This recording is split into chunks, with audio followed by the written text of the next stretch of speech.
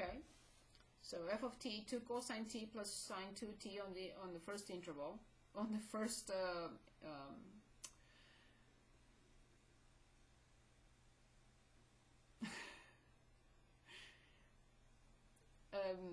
first quadrant between 0 and pi over 2.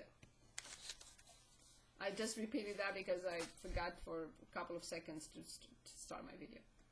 Okay, so here's our first derivative. One more time. So when I differentiate 2 cosine t, I get negative 2 sine t.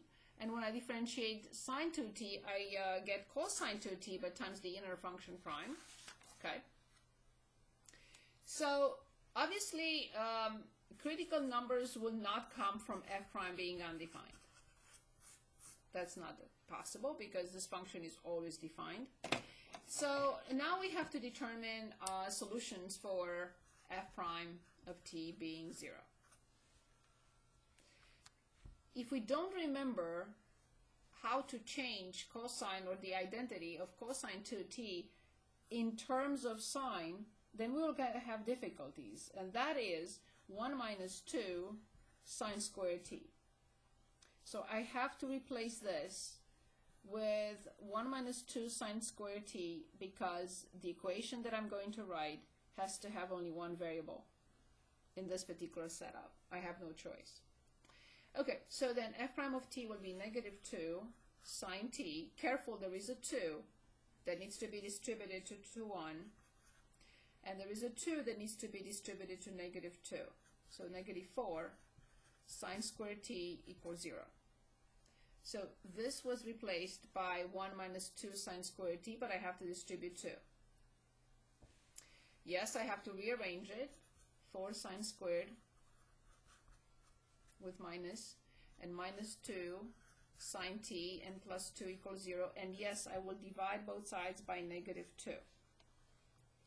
And I have 2 sine squared t plus sine t minus 1 equals 0. Okay, so we had negative 4. This came in second, and then plus 2.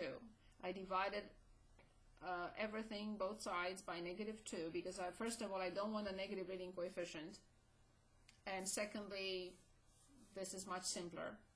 If I don't remember how to factor this, I will have to use the quadratic formula, but I remember how to factor it. So this is 2 sine t minus 1 and sine t plus 1. Let's check. 2 sine squared t, yes. Positive 2 minus 1, yes. Negative 1 times 1, negative 1. So the equation has two options. Either sine t is 1/2 or sine t equals negative 1. So both factors could be 0. If this factor is 0, then I get sine t equals 1/2. If this factor is 0, then I get sine t equals negative 1. So let's stop for a moment and see if you have questions, because then you have to solve this. Luckily, we only have to solve in the first quadrant, 0 to pi over 2. Not everywhere. So in that case, this has only one solution. Can anyone give us the solution? Where is sine 1/2? Pi over 6. Thank you very much. Now this is not relevant because this will be at t equals 3 pi over 2. But we are only talking about the first quadrant. In the first quadrant, sine t is between 0 and 1. It cannot be negative 1. So this is the only critical number. I will put it closer to 0 than to pi over 2 because it's 30 degrees. And now I have to study the sign of this function, of the derivative. Not of this, because I multiply both sides by negative 1, etc., etc. I will put this in the graphing calculator. Where are you, calculator? Okay, here it is. So put it in y equals, clear everything. Negative 2 sine x, close the parenthesis, plus 2 cosine 2x. Yes, you can put that in, but it doesn't matter. And now I go to second and table. I'm going to plug in 0. I'm going to plug in pi over 3 and just copy the sign. That's all I care about. The sign to the left is positive and here is negative.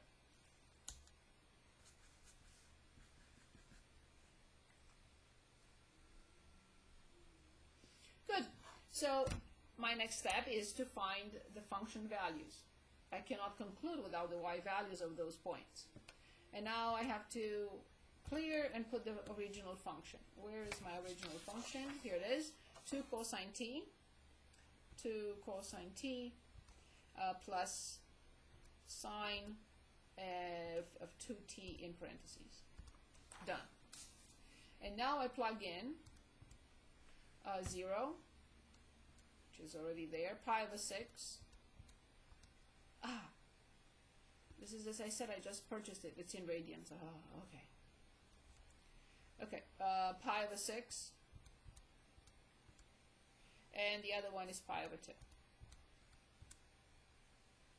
See what I did? Oh, pi over 2, yes. Okay. So this is 2. This is 2.5981. And this is 0. And now I can draw my conclusions. So what conclusions can we draw here? Again, I'm so sorry. No matter what I do, it's accidental. Completely accidental. Don't look into this at all. It's just happened. So from 2 to 2.5, yes, it's increasing and the first derivative is acceptable. It's in sync. From this is, yeah. So this is, actually, this is nothing. This is the absolute max and this is the absolute min. So it is different. It's just that I was saying that plus 0 minus appears to be the same pattern, but no, don't draw any conclusions. So 0, 2 is nothing. Pi over 6, 2.5981, absolute and relative or local, one or the other. Is not. You don't have to write both. Max. And pi over 2, 0 is absolute min. It cannot be local min because it's at the end point of the interval.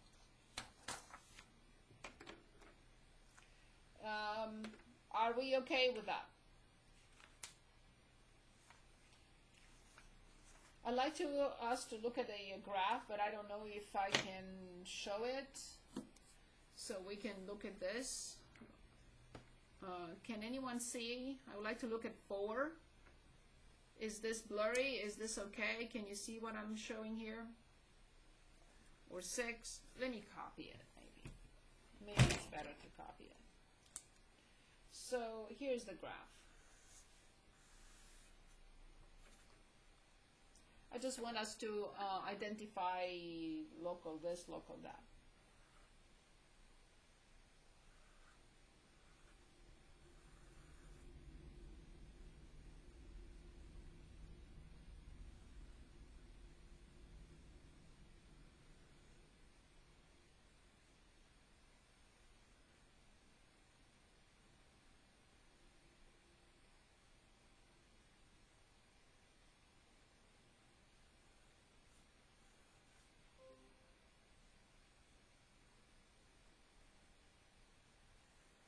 Okay, so here's our function f of x, and they're asking us to find the absolute, the local, max, min, anything.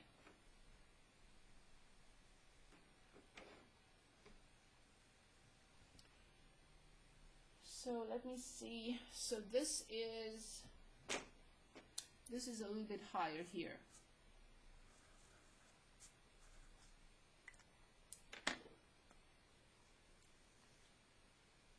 When you open the multimedia library, you're going to see this graph. Okay, ready to analyze this?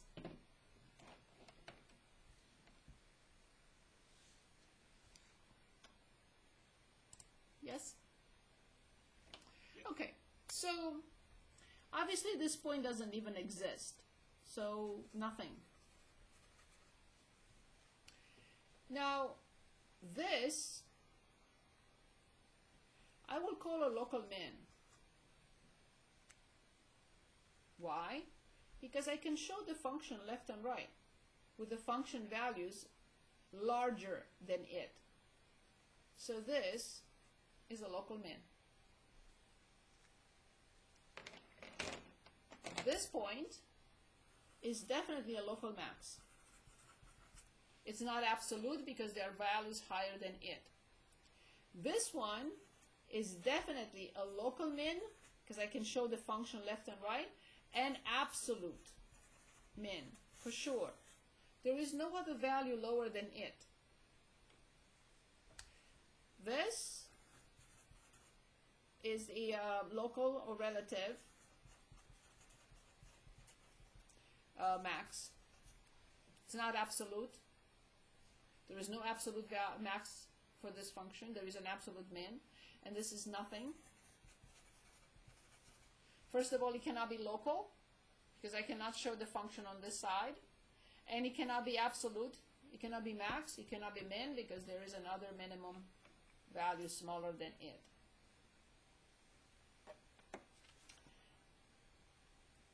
Okay.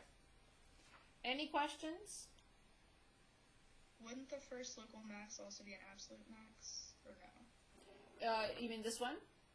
Mm-hmm. No, because look what happens here. There are values So higher than it. Undefined, it still matters. But this one is defined. Oh, there's a defined one under it. So that's the absolute max? No, it does not exist. It's an open point. If this were a full point, I would have said that would be the absolute max. But it's an open point. Okay. If I cannot, very good question actually. If I cannot give you the maximum, it's an excellent question. Thank you for reminding me to say that. So do you remember when we looked at limits? And we said when x approaches 2 from f of x is 5. But if I tell you infinity, if I tell you negative infinity, then the limit doesn't exist because I'm not able to give you the number. For some, infinity is 1 million. For others, is 10 million. For others, is 15 million. So this is a symbol. So the same thing here. If I tell you that the maximum is close to 5, you will say you have no maximum.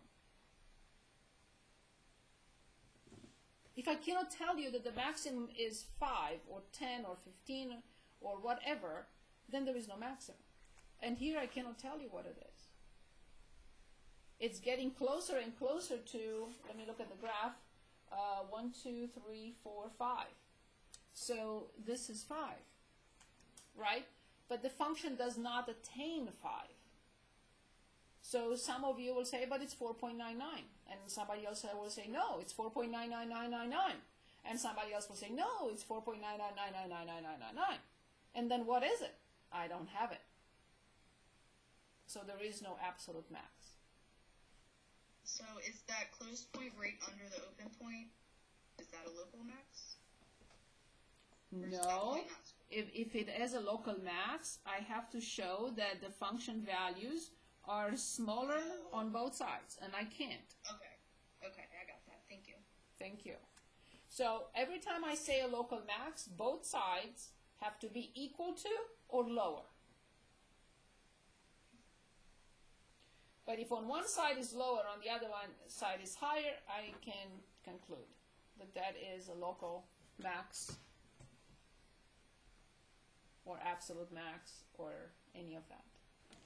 Very good question. Thank you for asking that.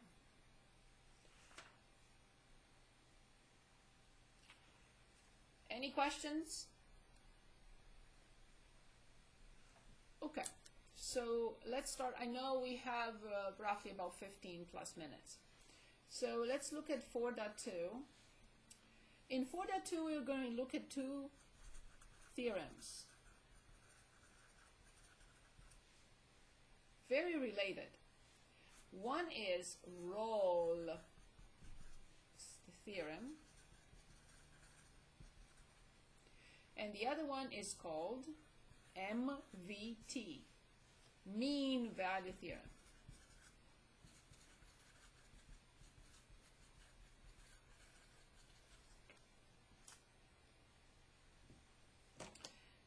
Very much related.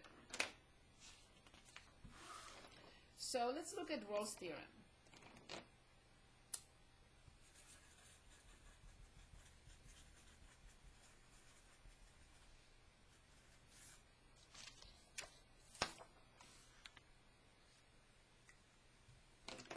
Okay, so let's look at this function.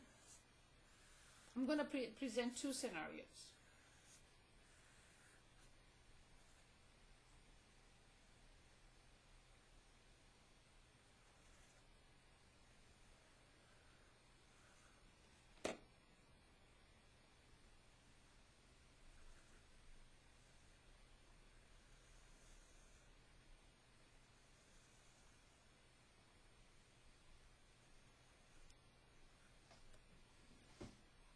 Still based on applications of differentiation.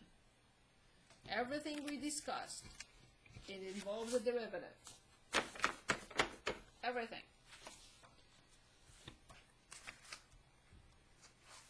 So we found the derivative to find critical numbers. We found the first derivative to find local max, local min. We studied the sign of the derivative to make sure that that will be max, give local max, local min for the critical number. So everything we looked at, everything deals with derivatives. Okay. So I created two different functions. However, I'm going to call both of them f of x.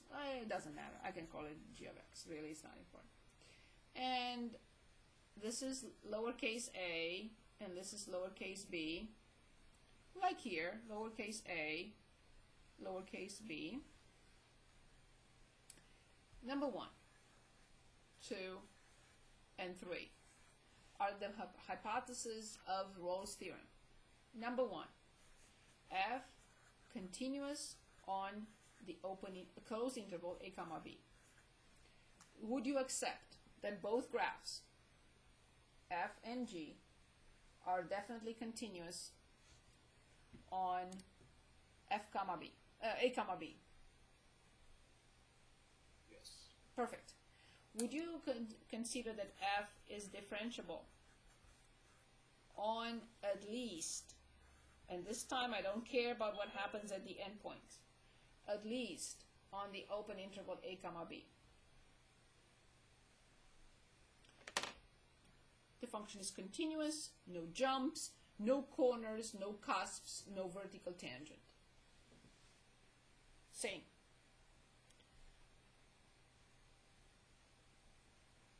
Would you agree? Yes. Would you also agree, by the way I graphed them, that definitely f of a equals f of b? I intentionally graphed this line to make sure that I am not going higher or lower. Would you accept?